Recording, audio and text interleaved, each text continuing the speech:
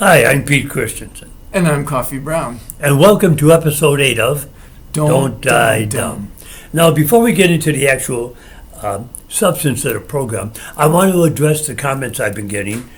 We now actually have a few followers, and before I address those, and I'm going to get to all your comments, but I first want to say the structure of the program.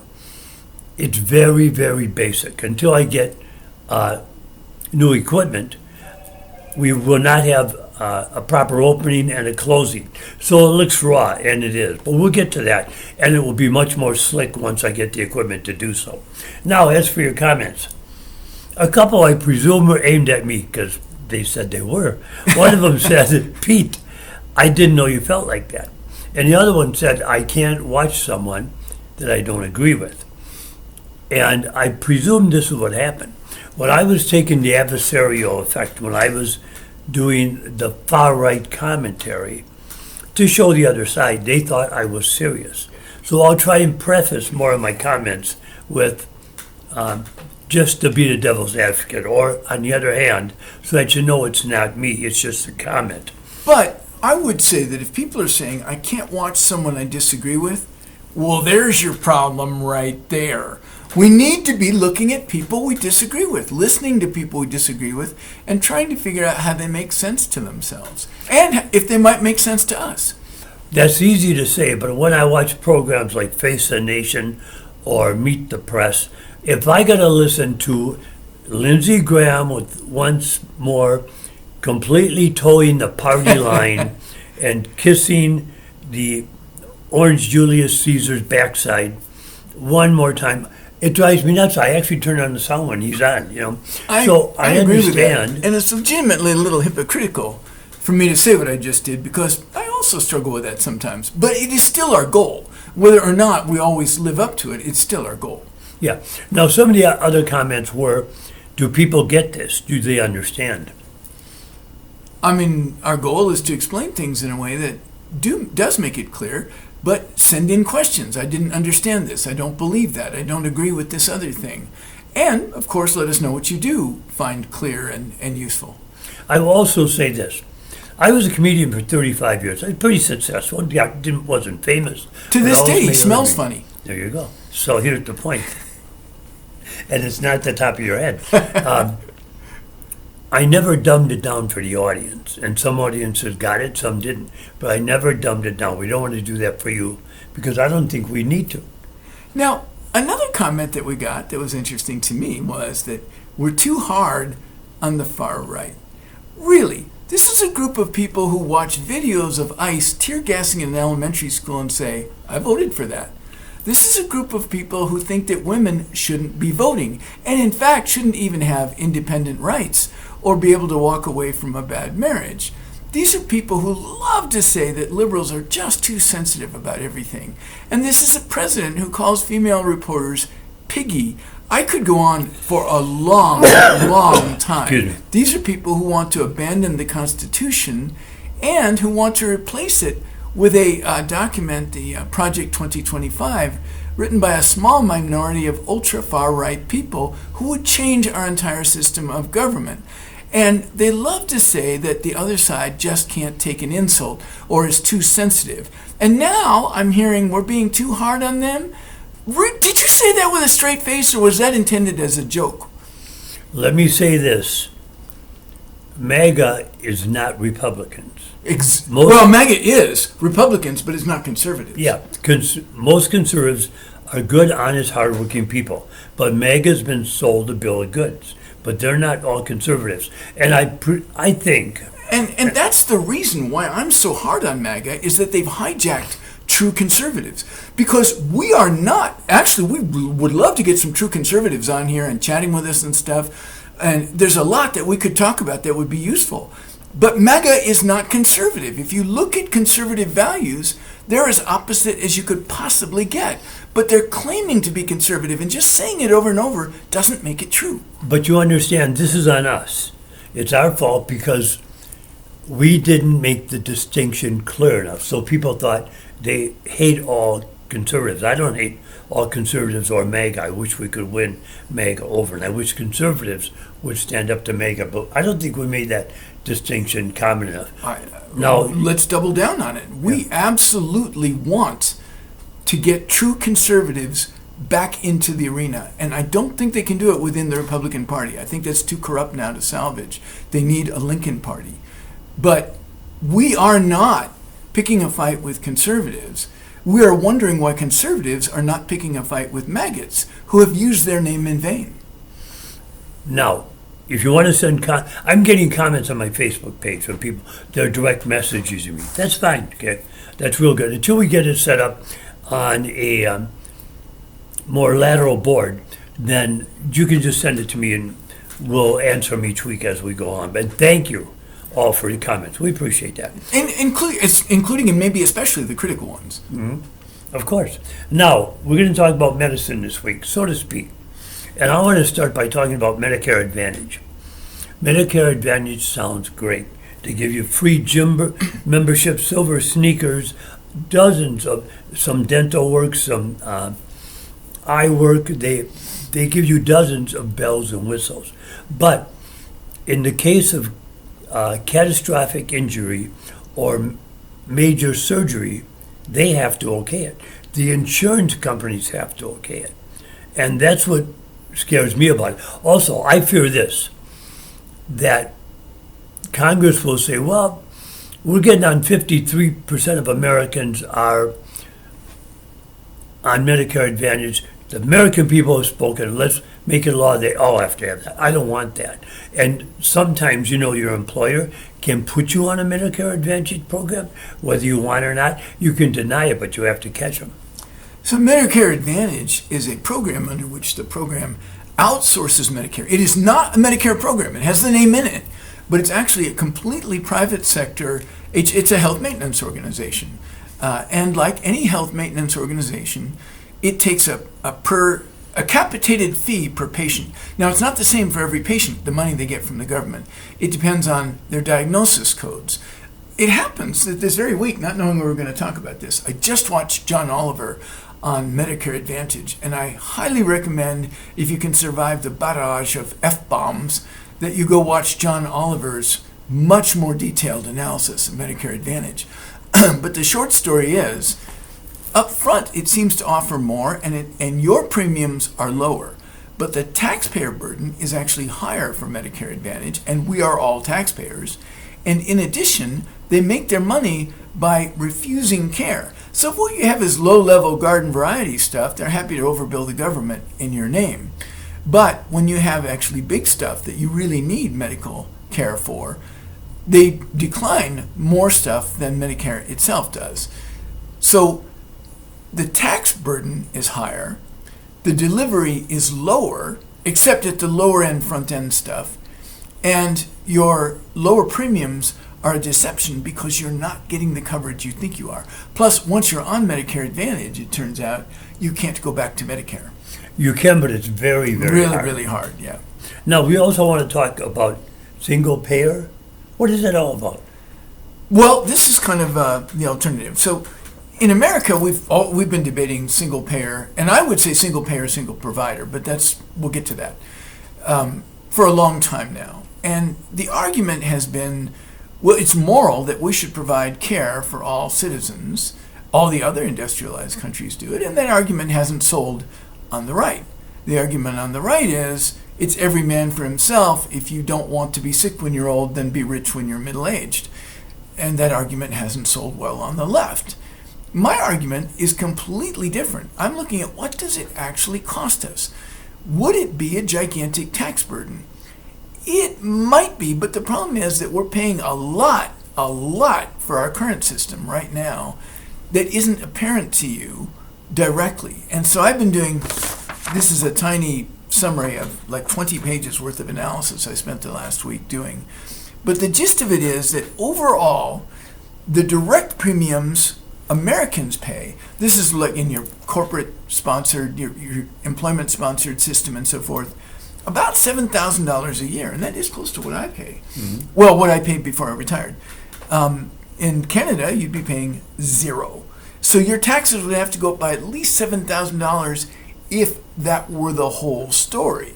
It's not going to go up that high, and that's not the whole story. The hidden wage suppression, your employer pays half your premiums.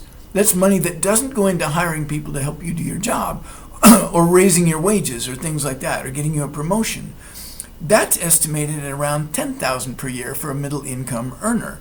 In Canada, as a comparison, that's the comparison I have in this version, it would be zero. The typical out-of-pocket per year for an American is about $2,500, which honestly isn't bad, but in Canada, it's half that. It's $1,250. Now, does this put the burden on the employer? No, out-of-pocket means what you pay. So Yeah. even though you have insurance and everything, I know, but you were saying the employer would pay half of the, of your premiums. Yeah, of your premium. But they don't pay half of your out-of-pocket. okay. Okay, that comes So later. wouldn't that cause employers to lower wages? This is the argument. That I is always exactly hear. the case. That's the one I just made a moment ago, the $10,000 thing, Yeah. hidden costs. The health-related tax burden for Americans is around $3,000. And for Canadians, it's around $7,000. My taxes would more than double. But remember, we just accounted for $17,000 that we wouldn't be paying. So your taxes might go from $3,000 to $7,000 to cover this, but your hidden expenses would go from $17,000 to $0,000. And I'm not done yet.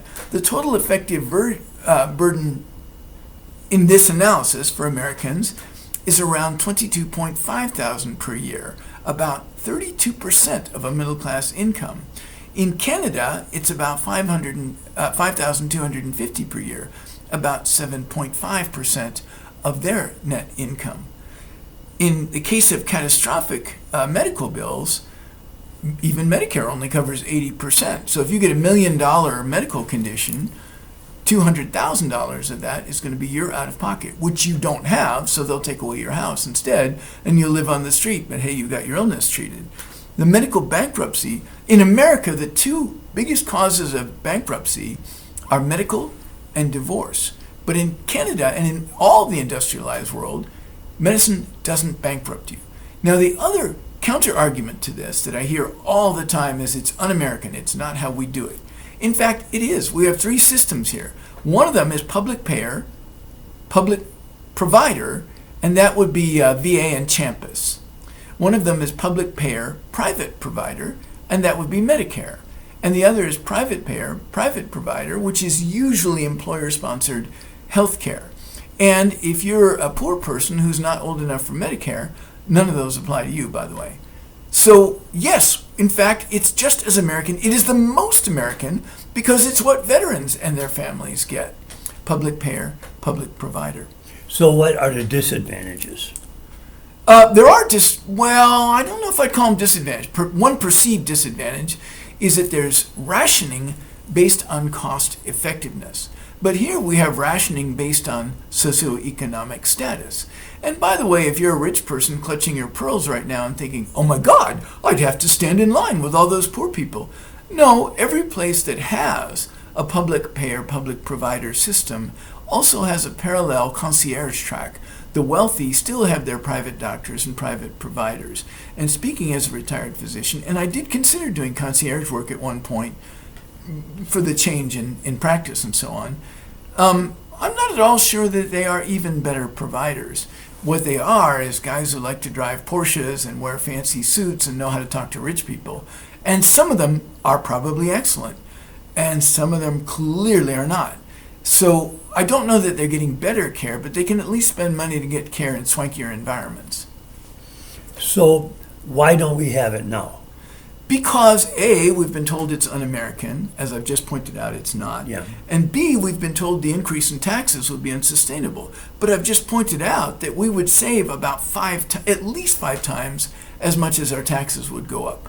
All of us would have more money in our pocket, even if our tax bill rose to cover this, if it worked like it does in other industrialized countries. But to do that, we have to keep the private sector's paws off of it. And also, if care is declined, it'll be declined on scientific grounds rather than to control costs. So that's those are examples of what we've been told. Why are they fighting it?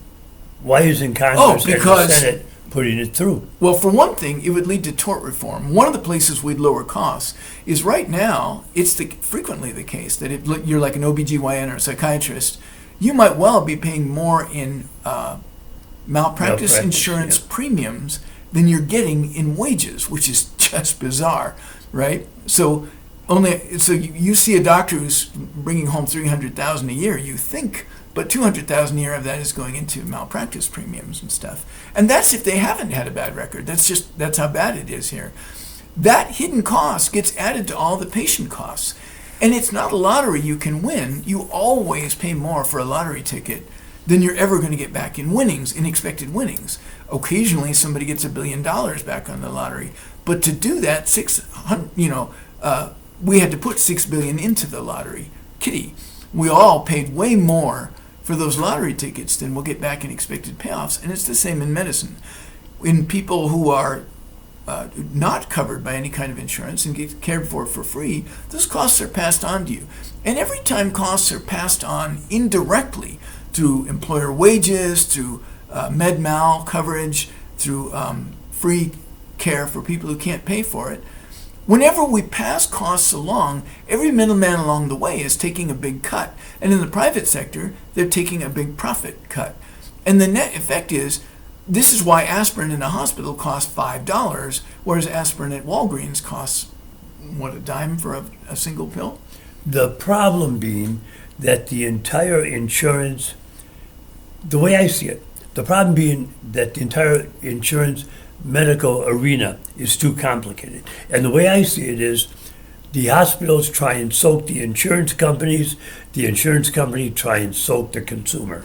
Yes, every step of the way. And that's because this is not a system designed to deliver health care to patients. It's a system designed to deliver health care to payers, to billers. And the insurance company makes its money by withholding care.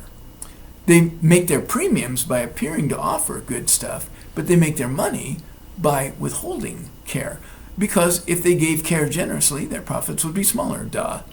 What's happened because of this overcomplicated system is that it's confusing. And because of that, when people get confused, they become afraid. And there is fear throughout the masses right now about the medical community. Oh, they're stoked by people like Joe Rogan and the former quarterback for the Packers about, the vaccines, we don't know what's in them. We'll get to that. That's our next topic, actually. And we know exactly what's in them, by the way. Okay. There's not the tiniest question about what's in vaccines. And you can find out for yourself. It takes about 60 seconds to look up. I've done it multiple times. Okay. Right. So getting back to the subject at hand. There's more that our private payer system is costing us. Yes. The data systems are proprietary from hospital to hospital, meaning if you move from one hospital to another, it's difficult for your records to follow you. Or if a hospital were closed down because of Medicare fraud or it wasn't profitable or something, a lot of those records are just lost. So the continuity of care is sacrificed on the altar of private sector proprietary data systems that do not need to be. They have to go out of their way to make them proprietary. It'd be much easier to make them universal. Also, research at the highest levels. Do vaccines cause autism? We could have answered that in an hour if we'd had a single public payer system with aggregate data in it, where you're not identified, but the statistics between, say, vaccines and autism and stuff would all be readily available. Okay? So, and also, if you move to a new city, you have to establish with a new provider network and so far. If I wanted to get something done right now medically, and the only person in town who does it is out of my payer network, it may be out of pocket even though it's an approved kind of an expense. All of that would go away in a single payer system. And a single payer system, at least in principle, I'm not talking about our current government, but at least in principle, is there to actually keep the population healthy. Whereas an insurance system isn't. It's there to make profit for the shareholders.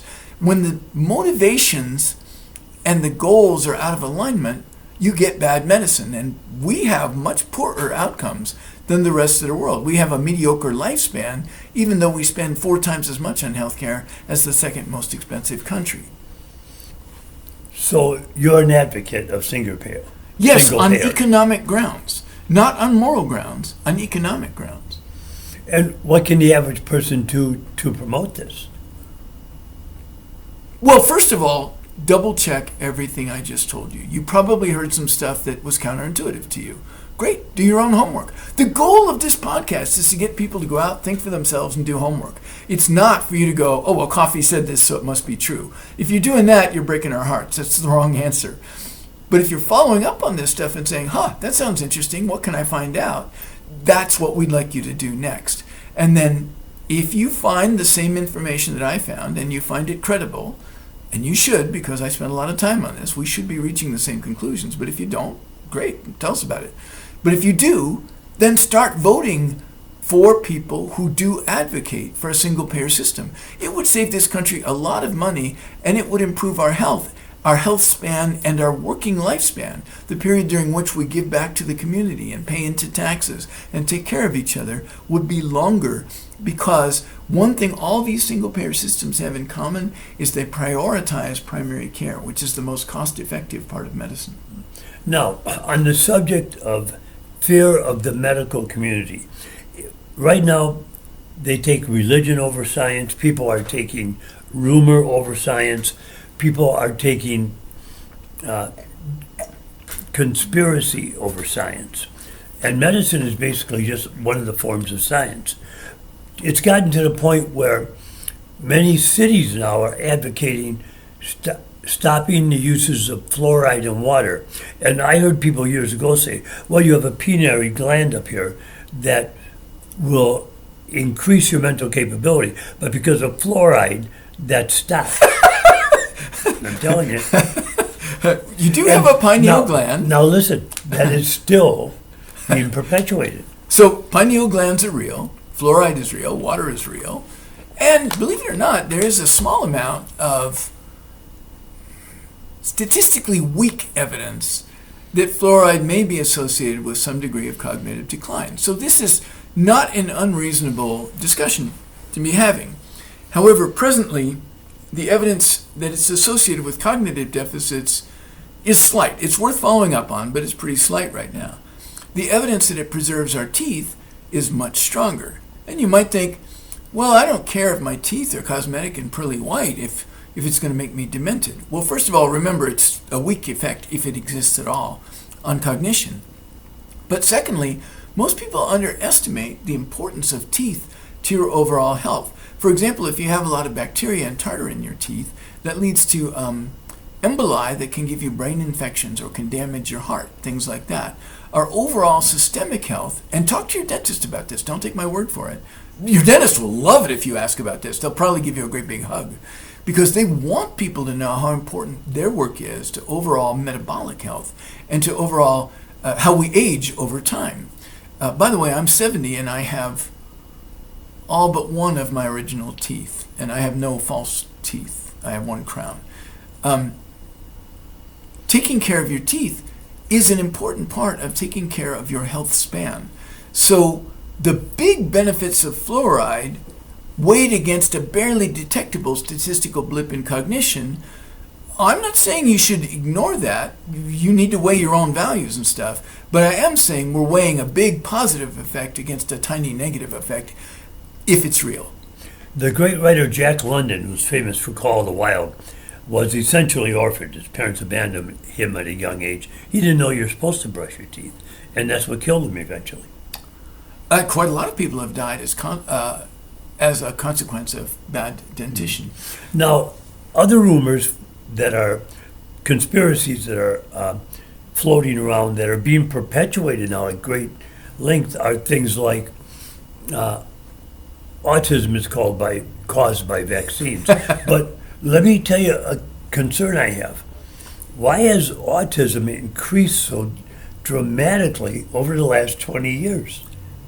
It used to be 1 out of every, I think it was 10,000, and now we're up to 1 out of how many? Bless you for that question. Autism has increased a lot in our lifetime.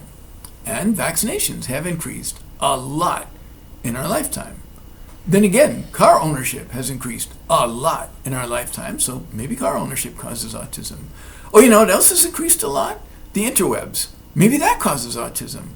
Oh, you know what else has increased a lot? Labrador retrievers. They're much more popular now than they were a couple of generations ago. But that's not Maybe they cause autism. That's not my question. My question No, but that is the evidence. That's the evidence. But my question Why is... has autism gone up so much? Yeah. I'm there for you, man. Because the definition of autism has broadened every single year. So that if we were still diagnosing autism using 1960 criteria, the rate would look like the 1960 rate. But now you hear about the autism spectrum, and that term has become so broad that I, as a physician, don't find it useful anymore. Autism is real, don't get me wrong, but classic autism, what you're thinking of when you hear the word, is one small part of what's become a gigantic mushrooming cloud of diagnoses lumped under autism. Well, I hear people all the time, well, he's on the spectrum. Right. Mainly toward me. Mainly But toward you. They yeah. use it toward... Mostly from me. Yes, but I hear people saying that about everyone now. Well, they must be on the spectrum. And I'm sorry, but it seemed very normal to me. That's caused panic. Right. Well, that's the thing about a spectrum. In fact, one of the ways I think of diseases is spectrum diseases versus abnormalities. So, for example, if you have you're missing an arm, you're born missing an arm, phocomelia. That's not on a spectrum of any kind. Most of us are born with 2 complete arms. That is a complete abnormality. Or if you have Marfan syndrome, most of us don't have a tendency toward Marfan syndrome. Don't worry about what it is, just that it exists. Asthma, on the other hand, we all have. I remember wheezing when I had to sing the Star-Spangled Banner 5 times in a row in a room full of tear gas in the military. If you give people a lung irritant, they will wheeze. I did, Pete did, and so will you. But if you wheeze at a lower threshold than me, if it's easier to make you wheeze than me, we start to call it asthma. And for some people, that is severe enough that it's life-threatening if there's just a little pollen in the air, or they even inhale cold air or breathe someone's perfume. And that clearly is a disease state. But it's an exaggeration of a normal state. All of us sometimes don't feel like hanging out with other people. All of us sometimes don't pay attention to what the other person is saying. All of us sometimes miss social cues. If you do that more than I do, you're on the autism spectrum. If you do it enough that you look like Douglas Hoffman in Rain Man, then you have classic autism. So it is probably fair to say that there is a spectrum, and all of us could be described as somewhere along the line of zero autism to classic. Mutism is actually what the extreme form used to be caused. But that doesn't make it all a disease. We're not all diagnosable with asthma, and we're not all diagnosable with autism, even though we all are on a spectrum that includes diagnosable autism. Well, what's happened is that there's a backlash toward the medical community. You know that Dr. Fauci now has to hire an armed guard because he had so many death threats, because people blamed him for COVID, or they blamed him for ruining their business during COVID. I mean, I understand that very well, in the sense that being within the profession, I've been on the receiving end of a fair amount of that. What I don't really understand is where it came from. Now, one of the most common things I hear is that doctors want to keep the population sick so we can make a bunch of money. Every single doctor I know is wildly overworked, and I was too. That's why I retired younger than I wanted to. I just couldn't keep up the pace anymore. Family practice docs are being asked to see like up to 40 patients a day, and you can't do good work at that pace. So no, there is no shortage of work. Believe me, if the population were twice as healthy, we would still need twice as many doctors as we do. Now, one of the things I always do, I have my doctor, I demand that I always get blood work. Is that over the top? Is that asking too much? I see my doctor once every 5 months, and if we don't have blood work, we're going to sit and talk to each other? I don't need to take a day off just to talk to my doctor. Actually, that's a great thing to do. That is a great thing to do. Well, yeah, but without the blood test, You just, yeah, if I want someone to talk to, I'll go get a beer. The guy at the bar can talk to me. I want analytical data. We don't treat tests if we're good. Good doctors don't treat tests, they treat patients. And sitting down and talking with your doc so they know what's going on in your life, how are you feeling, what's changed for you, is your weight rising or falling, that is how they know when to get tests and what kinds of tests to get. It's okay, in my mind, if you think you need a certain blood test to tell your doc, you ask if they can do that. And most of the time they will. If it's nothing super expensive and exotic, you're not going to get a lot of pushback on that. And in our system, those are monetized anyway. So if you want bunches of tests you don't need, you will get them because we make a profit on those. But the kind of doc who wants to sit down and talk with you, just talk with you, and then come up with a plan with you, that's who I want to be. I worked in an emergency room. That wasn't particularly a part of how we do things there, but that's great medicine. And whoever your doc is, like that part of it at least sounds great to me. Now I want to take the last 7 or so minutes we have left and switch from physical health to mental health. This will it'll premiere over the Thanksgiving weekend. And we're into the holiday season now, although I started around October. He's been drinking since 1974. Yeah. So. And the store started in July. I see Christmas trees up. Happiness. What are ways to be happy? I will give you one. The majority of people, rock and roll has a shelf life of 7 years, from the age of 13 to 20. Then people start to listen to talk radio. They stop listening to music so much. I think if you add music to your life more often, maybe turn on music in the morning when you get up, while you're having your coffee, reading the paper, whatever you do, looking on the internet, it will improve your mental health. Do you have any suggestions? You mean in terms of where to turn our attention so that... To making ourselves more happy. What are some of the keys to happiness? Actually, I'm not going to go into detail about it, but I can tell you that I faced the biggest crisis of my life a couple of years ago. And what I've been doing about it, and it has been effective and is very well supported by science, is appreciations. Whenever I start to feel bad, I explicitly, intentionally stop myself and start to talk out loud, even though I live alone, about the things I appreciate in my life. And a great YouTube on this is by a guy named Sean Achor, Seanachor, The Happiness Advantage. It's one of the top-rated YouTubes of all time. It's super funny and interesting and enjoyable, and he'll give you some of the science behind this. And he gives you more than just the one tool, but the one I would mention here would be appreciations. Don't wake up in the morning and open up your phone and say, what shall I be outraged about today? Which, it's hard not to do that because the AI bots have figured out how to keep us addicted to outrage. Instead, explicitly make it your obligation to yourself to get up in the morning and say, what will I look forward to today? What will I do for myself today? What will I appreciate today? Later during the day, if you want to, you can doom scroll. I mean, it's not like I never do. I'm upset about a lot of stuff that's happening. But begin your day with, oh my God, I'm so lucky.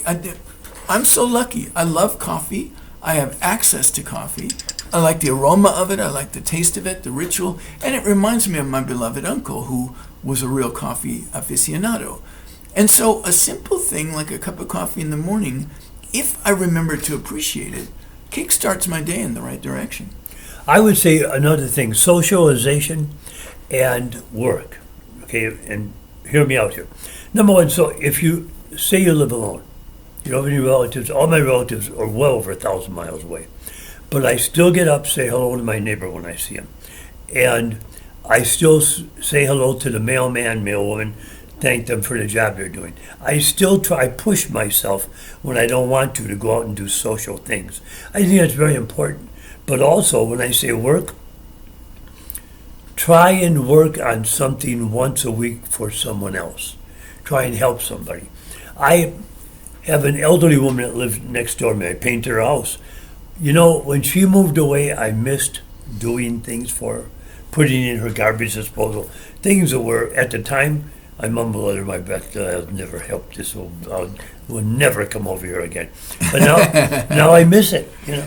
Well, so when I say the science on this is robust, I'm referring to a particular area of science that I'm fascinated by. In fact, I'm getting involved in a project that hopefully I'll be able to talk more about in the coming months.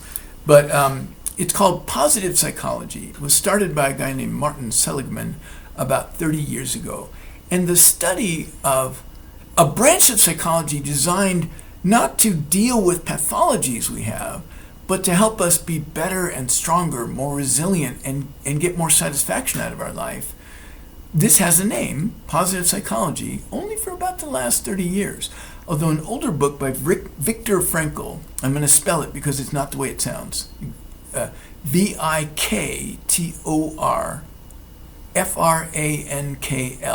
Viktor Frankl, wrote a book called Man's Search for Meaning, which is the birth of a thing called logotherapy. It was meant to stand next to Carl Jung's analytic therapy and Sigmund Freud's psychoanalytic therapy. And it's the notion that having a sense of purpose is, in his mind, the most important part of resilience. Now, nowadays, I would say it's not. Other things are seen as having also great weight if you want to develop resilience. But the notion that if we don't have purpose in our life, it's hard for us to get a deep satisfaction out of our lives. That's what Viktor Frankl brought to the table, and positive psychology, Martin Seligman's positive psychology, has consistently reinforced that. So the idea of having a purpose and also of doing things for other people, why would that make us feel better? The Buddha said the same thing.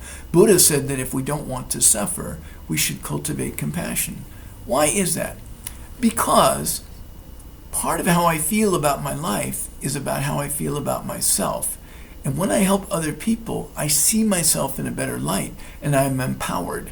I'm not helpless in life. I have efficacy because I can help someone. I've always said never crush a person's dreams. Quite often that's all they've got. And all we've got is out of time. So we have to go. I hope you're having a good holiday. I'm Pete Christensen. And I'm Coffee Brown. And remember, Don't die dumb. Thank you.